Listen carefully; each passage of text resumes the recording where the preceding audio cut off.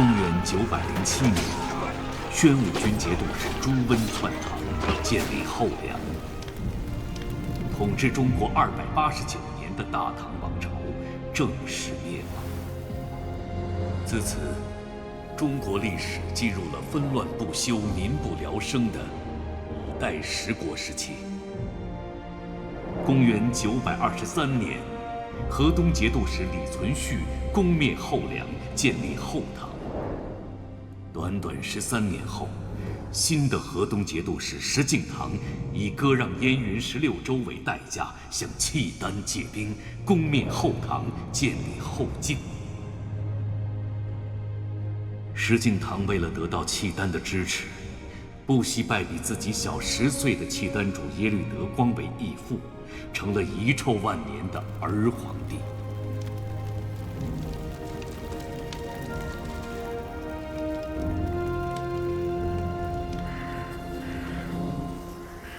连年战乱，田地荒芜，礼崩乐坏。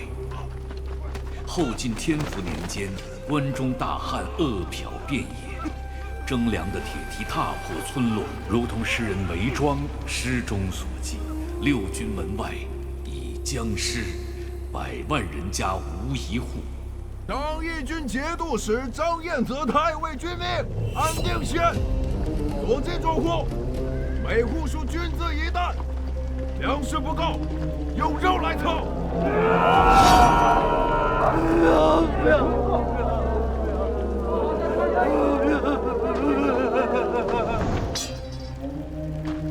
父帅，晋元4州有38000户百姓，上天有好生之德，以民为食，此君为野兽。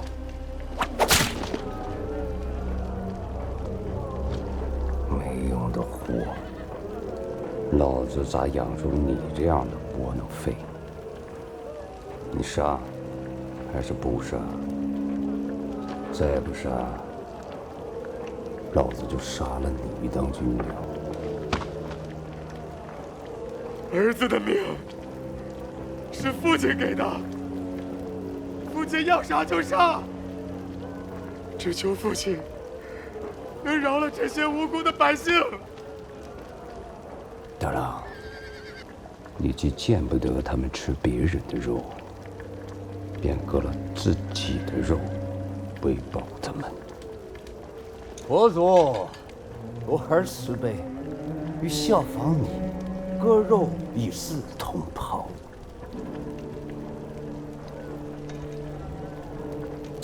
好啊，有事。不想在。放了他。太尉息怒啊！大衙内天性纯孝，还请太尉开恩呐！我不止这一个儿子。经元军，上二儿郎，皆是我的骨肉。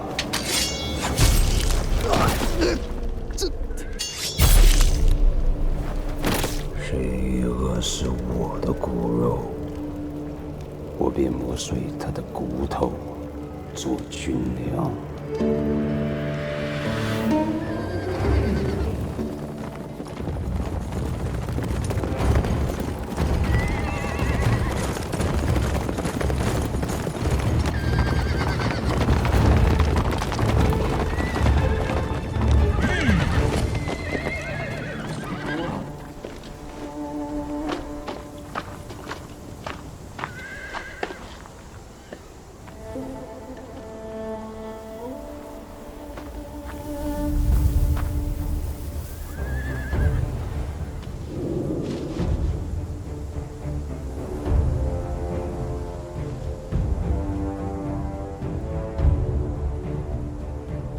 把天子赐的荆节取出来。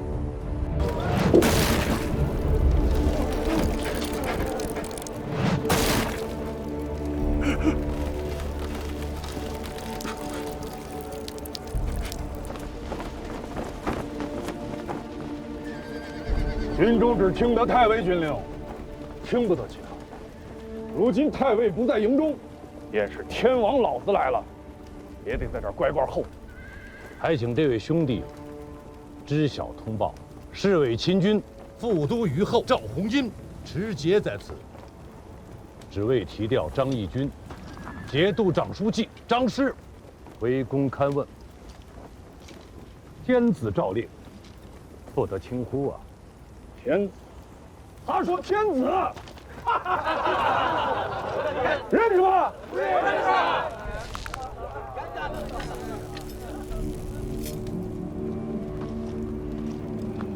老爹，这怎么看着也不是办法，我给他对两份马蹄经试试。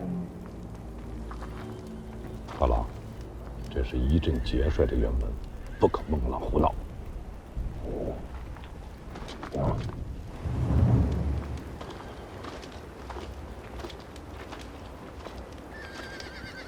两位哥哥，请啊！小弟有一事不明，想请教哥哥。小弟听说，面节如面君，天子经节当面，三军俯首，将帅屈膝，怎么到了此地，却改了规矩？你这小子，好不识趣儿！天子是太尉和令公们立的，而太尉和令公又是咱们这些厮杀汉推戴起来的。也便是说，咱们这些臭丘巴是令公和太尉的恩人，也便是天子的恩人。你们说是不是啊？是。天子给太尉和令公们经节，那是为了报恩，岂是让你们这帮人拿到军中来耀武扬威、作威作福的？都别动！听你们哥哥的话，不要乱动。弟弟我气力小，手也不稳重，我伤了你们哥哥的性命。请张义军节度使张书记张氏出来，天子有话要问。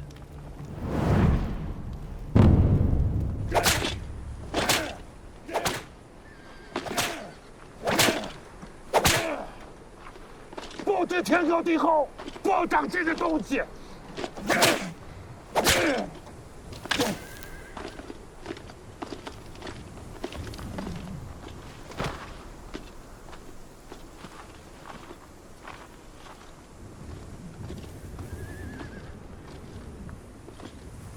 你是张氏，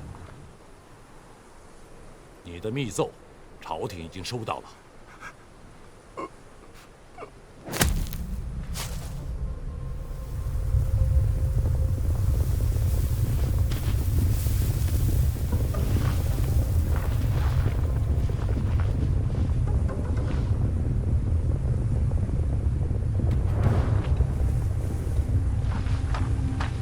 阿爹，阿爹，有追兵，天地上至少一个队。大长大，走！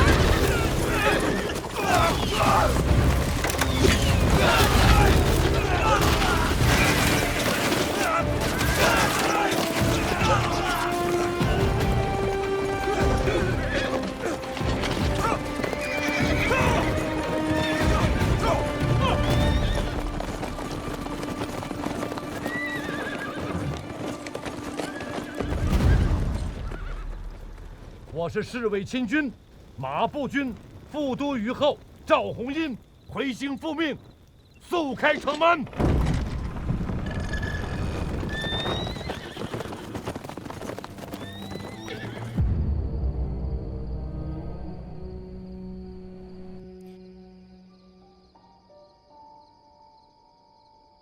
此时的赵匡胤，连一个殿前承旨的官身都尚未取得。作为一名以节度使为人生目标的将门子弟，他无法想象，天下间竟然还有张彦泽这般毫无人性的节度使。他不明白，这头残暴的野兽是如何执掌一镇权柄的。他更不明白，面对这样的恶行，大殿内的君臣们又在议些什么？大衙内被太尉一刀割喉，当众烹了大衙内。崇魔寨骨肉糜，那是皇朝，不是朕的节度使。事涉国家重臣，儿臣以为理应查问清楚。此人构陷朕的节帅，离间君臣之意。荐送荆州，交由张彦泽自家处置。陛下，下官所言句句属实，请陛下明察。请陛下明察，陛下，请陛下明察，陛下。赵弘殷，末将在。你办得好差事啊！末将万死，末将万死。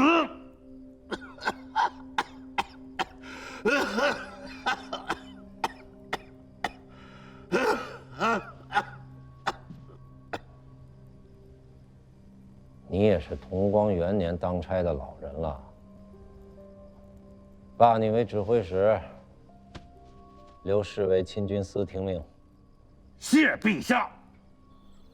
我想不通，这样还有天理，还有王法吗？就因为他是节度使，因为他手里捏着1万多兵马，这就是天理，这就是王法。当兵的做了太尉，连自己儿子都吃得下去，是畜生都不如。大郎，我没说错吧？爹给你找了一个浑家，是你贺伯父家的3丫头，早点把婚事定下来吧。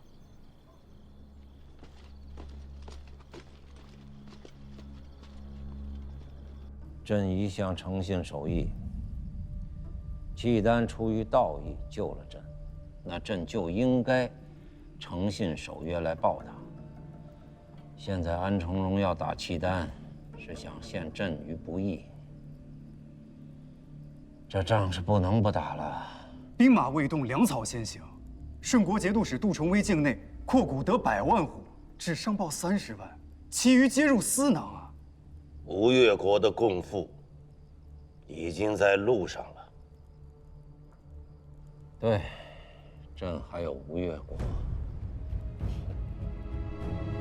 吴越国东面临海，南面与闽接壤，其余国境皆被强邻南唐包围。为求存续，吴越前世世代奉行善治中国之策，向中原王朝称臣纳贡，以保境安民。中原政权已借此在东南牵制南唐。在此战略之下，吴越国专注内政，发展民生，在乱世中维持了一段相对稳定的时期。去岁在建州，大军没了粮草，惨遭败局，成万的兄弟死在了那里。我们这些活着的弟兄就是想不通，中原那个丢了燕云16州的儿皇帝一句话，大王就把粮草都送了过去。背后我们讨了3次，兄弟们都不得歇着，这是何道？外甥日子过得久了，长脾气了，竟敢在这里妄议大王的教命。红俊参见胡令公。老老令公这话，我等可担待不起。亡命惶惶，谁敢轻忽？只是为了替去灾出生入死的弟兄，好要些赏赐而已，才得与大郎君分说明白。老令公是军中元戎，此中的情弊，自然是晓得的。你是天福2年部的军纪，今年也有65了吧？回老令公的话，末将是7月的生日，全马齿66了。当年徐载寺之乱，惹得先王好生狼狈啊！还是当今大王为父分忧，去宣州田家做了上门女婿，这才收拾了首尾。我记得那时候，府上人人为难，不肯跟从。大王去宣州的时候，身边只带了你一个长随。往事一一，死之令人唏嘘啊！替大王分忧是咱们做臣子的本分。你是个忠心的，自然不会让主上为难。将周平剥去衣甲拖出去，斩了。哎，老令公，大郎君，大郎君，末将不服，末将不服，大郎君。令公。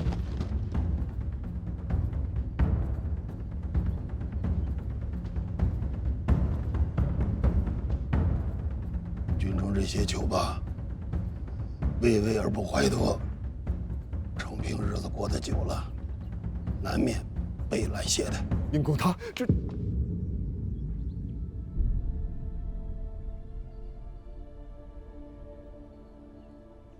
大王既许了你兵权，郎君不可妄自菲薄。是。你看着胡进思把周平给杀了。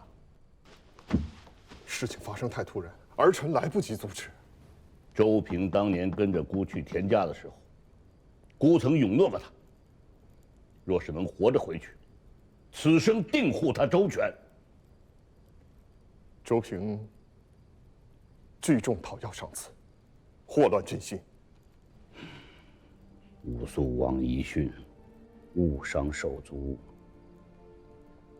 兄弟之情，断了手足，难再续。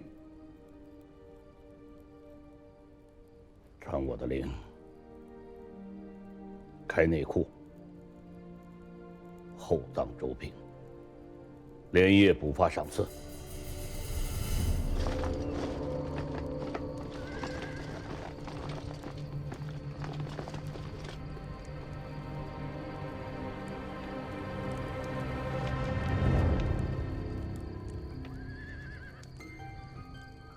内库为王上私产，不由户部、外府节制，不奉王命，一卷一厘亦不能支纳。职责所系，请机宜，恕末将无礼。都将须看清楚了，这可是大王手教。末将粗鄙，便不得硬要真伪。已遣都校去请内衙戴太尉来此，请机宜稍后。王命如火，恐不能稍待。便不得真伪，请恕末将不能奉教，得罪。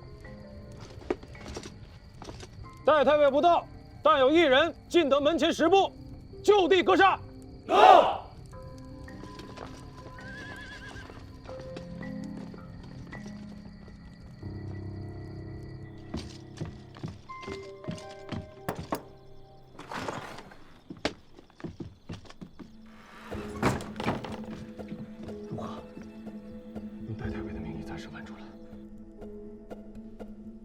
若来的不是沈文启，万事皆可推搪。此人智略过人，我此时现身此处，他定然胜疑。程昭院的杀才如何还不到？已经派人去请了。